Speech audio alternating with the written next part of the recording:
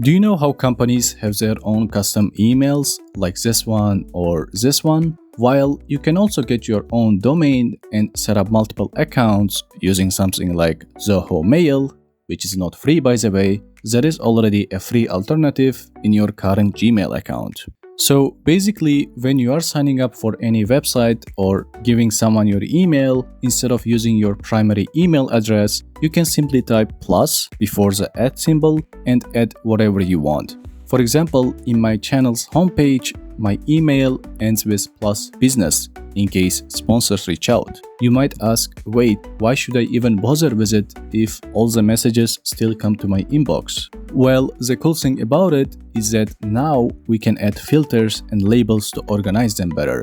To do it, in your Gmail account, just go to your settings, click on See All Settings, find the Filters tab, and here we can create a new filter.